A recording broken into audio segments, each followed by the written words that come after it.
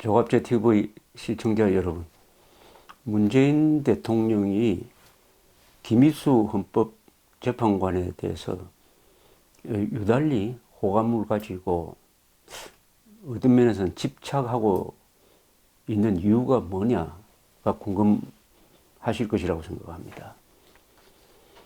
김희수 재판관은 2014년 12월 통합진보당을 해산하는 결정을 할 때 헌법재판소가 그 이유는 북한식 사회주의를 추구하는 반헌법적 정당이다.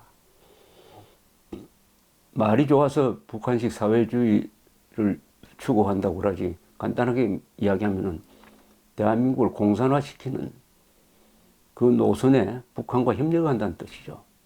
그런 정당을 해산하려고 할 때 반대했던 사람입니다. 유일하게 8대1 결정해서 그 소수 의견 한 사람이 바로 김희수 재판관이었습니다. 이 사람이 헌법 정신을 수호하는 적격자다 이렇게 해가지고 헌법재판소 소장 후보로 지명을 하고 국회에 동의 절차를 밟았는데 국회에서 부결이 됐습니다. 이념적 편향성이 주된 이유였습니다. 그렇다면은 빨리 과거의 관례대로 빨리 헌법재판소장 후보를 다른 국회를 통과할 수 있는 만한 차가져가 다른 분을 다시 지명을 해가지고 이 공석 사태를 막아야 합니다. 공석 사태입니다. 헌법재판소장 대법원장은 한국의 사법부를 이끄는 투톱입니다. 막아야 하는데 문재인 대통령은 후임자를 지명하지 않고 김희수 씨가 내년 9월까지 계속 권한대행으로 갈 수 있다라는 일종의 유권 해석을 내려가지고 지금까지 후임자를 지명하지 않고 있습니다. 그러니까 국회가 반발을 했습니다. 물론 언론도 반발했습니다. 이것은 헌법 정신 위반이다, 명백하게. 국회가 부결시켰으면은 그 사람이 계속 헌법재판소장 권한대행을 할 수 없지 않는 거 아니냐. 헌법재판소장으로 자격이 없다고 했으면은 헌법재판소장 권한대행도 자격이 없는 것인데 어떻게 권한대행을, 그것도 하루 이틀도 아니고 1년 동안, 앞으로 1년 동안 하도록 하느냐. 이것은 국회를 무시하는 것이다. 상권분리 원칙을 무시하는 것이다. 그리고 일반적 상식에도 맞지 않다. 그래도 문재인 대통령과 청와대는 거기에 대해서는 국회나 대통령이 어떻게 할 수 없고 헌법재판소 재판관들이 김희수 권한대행체제가 별로 문제가 없다라고 자신들이 이야기를 하고 그렇게 하고 있으니까 우리로서는 어떻게 할 수 없다. 이렇게 주장을 하면서 이제 빠져나왔습니다. 근데 어제 드디어 헌법재판소 재판관들 8명입니다. 지금 이것도 한 명이 지금 빠진 상태입니다. 이것도 참 문제입니다. 한 명이 빠진 상태에서 대통령 파면이라는 중요한 결정을 했습니다. 결혼 상태에서. 그 자체도 문제인데 이제는 또 소장 자리가 공석이 돼 있으니까 어떻게 보면 이 헌법재판소가 기능이 상당히 부분적으로 마비된 셈입니다. 결격 사유가 있습니다. 그러니까 헌법재판소 재판관들이 어제 회의를 했습니다. 결론은 헌재 소장의 조속한 임명을 촉구한다는 겁니다. 그건 문재인 대통령한테 하는 거죠. 헌재 소장의 조속한 임명을 촉구한다.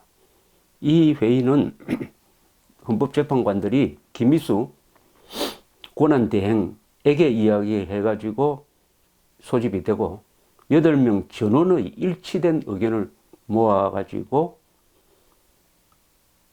또 이 회의는 김군한 대행이 회의를 주재했다고 합니다.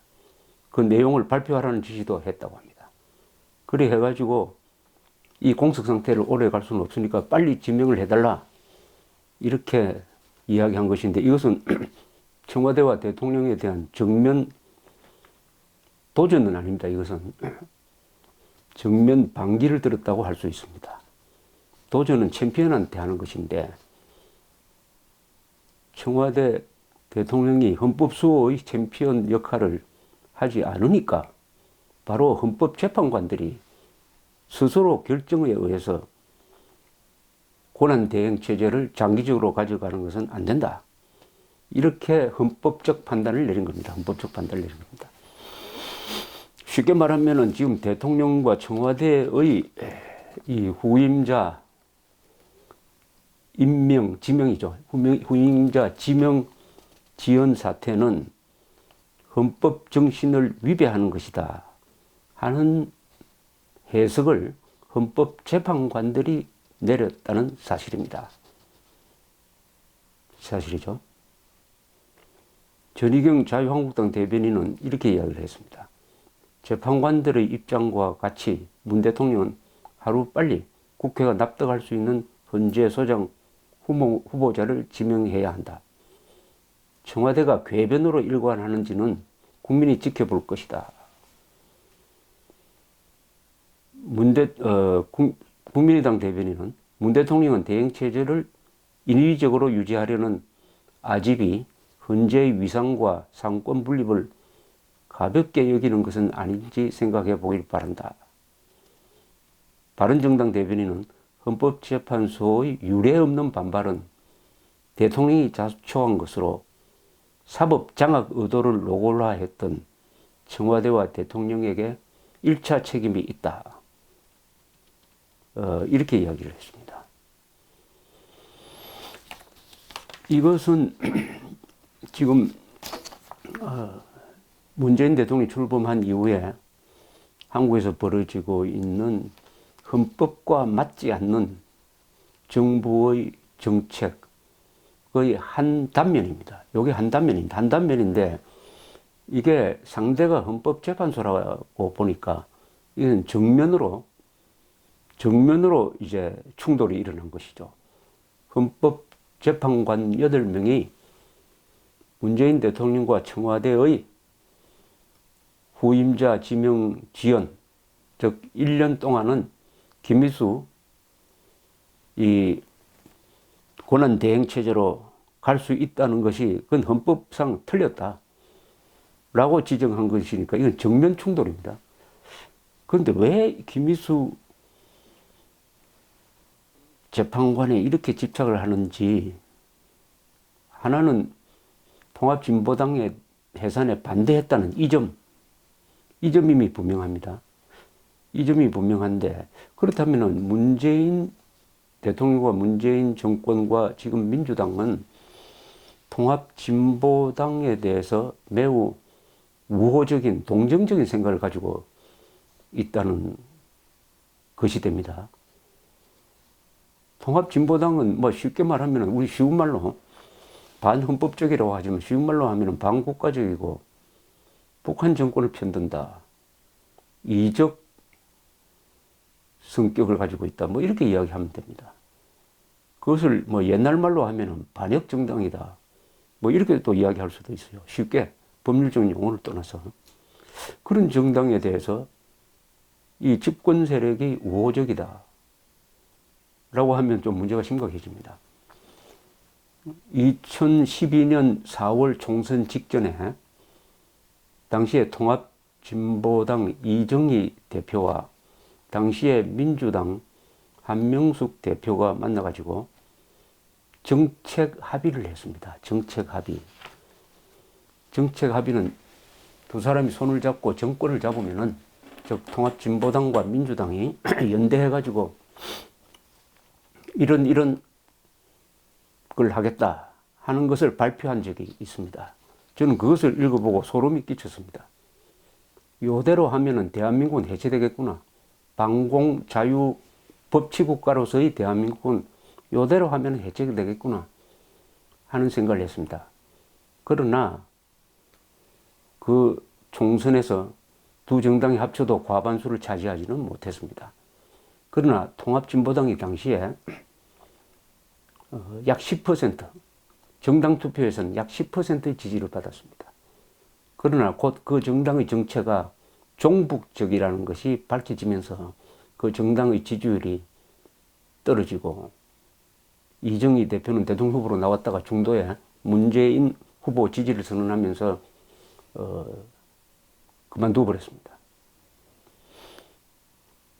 그 중에 하나가, 그 정책 합의문 중에 하나가 시민단체가 국방정책에 참여할 수 있다. 국방정책 전반에 걸쳐서 참여할 수 있다는 대목이 지금도 기억납니다. 아니, 시민단체가 국방정책에 참여하면 어떻게 됩니까? 그 시민은 무슨 국민이 선출해서 뽑은 국회의원도 아니고, 그 시민단체라는 것은 좌경단체일 텐데, 국가보안법 폐지, 주한미군 철수를 주장하는 좌경단체일 가능성이 매우 높은데, 그런 단체가 국방부 정책에 참여한다? 그렇게 해서 장군 심사에도 참여한다? 그러면 북한을 싫어하는 장군들은 승진 못하게 한다? 그런 대목까지 그 안에 있었습니다. 자, 이런 걸 생각을 하면은 문재인 대통령이 헌법 정신을 무시해 가면서까지 김희수 헌법재판관을 앞으로 1년 동안 대행체제로 가져가겠다는 그 진정한 이유는 뭐냐? 지금 이 1년 사이에 아마 문재인 대통령의 여러 가지 정책에 대해서 특히 원전 백지화, 이 헌법 정신은 물론이고 법률적인 절차를 무시한 이 원전 백지화라든지 1948년 8월 15일 건국을 인정하지 않는 대한민국 100년 건국설, 상해 임시정부로 출발한 100년 건국설을 주장한다든지 이런 게 헌법에 위반된다 또는 탄핵 사유가 된다 이런 말이 많이 나올 겁니다. 그렇게 할 때 그런 해석은 최종적으로 헌법재판소로 가게 돼 있어요. 김미수 재판관이 문재인 대통령의 헌법 위반 사실이 문제가 되었을 때 그것을 지켜줄 역할을 기대하고 앞으로 1년 동안 계속 그 자리에 있도록 하려는 것이 아니냐 하는 이런 의심을 정당화하고 있습니다. 문재인 정부는 스스로 촛불혁명 정권이라고 합니다. 국무총리는 공무원은 촛불혁명 정권의 명령을 수행하는 도구가 되어야 된다고 합니다. 이 혁명이란 말은 헌법 질서를 무시한다는 뜻입니다. 헌법 질서를 무시하고 권력을 잡는다는 뜻입니다. 그 말 속에 이미 헌법 부정이 포함되어 있습니다. 그것이 정책화가 되면은 국정 수행도 혁명의 하나의 수단이 됩니다. 그리고 국정 수행의 하나로서 이루어지는 수사도 그건 혁명적 수사가 됩니다. 검찰의 속성이 혁명검찰로 바뀝니다.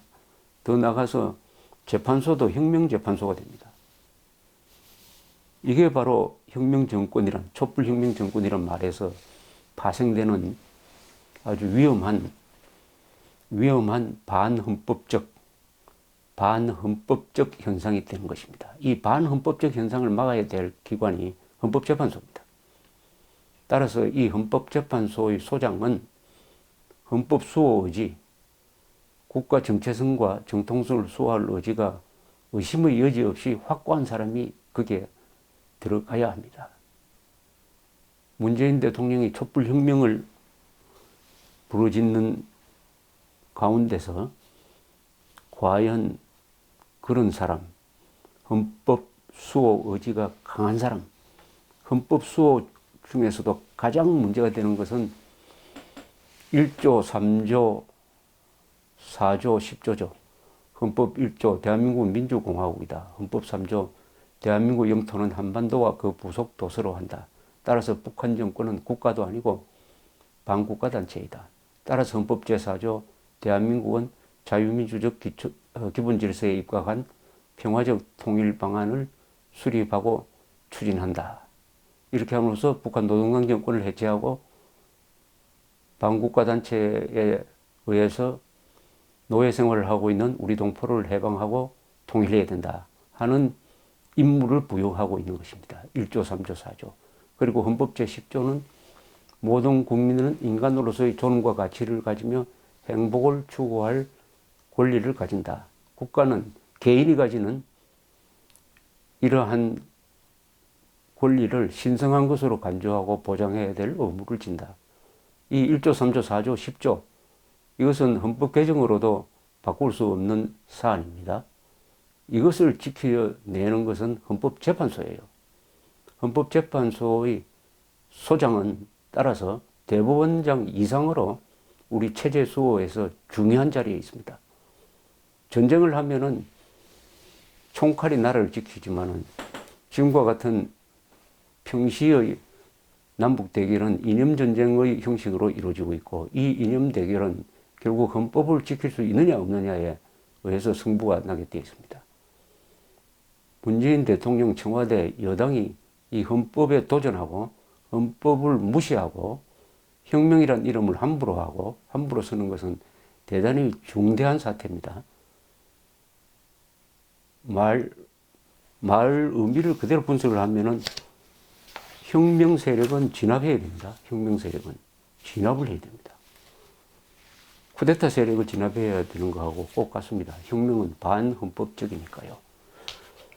그런 점에서 이번 일을 계기로 해가지고 우리 국민들이 문재인 정부의 국정 운영에서 나타나고 있는 헌법 위반, 헌법 무시, 이 점을 지켜보면서 단단히 비판도 하고 공개적인 바른 행동을 해야 될 것이라고 생각합니다. 헌법은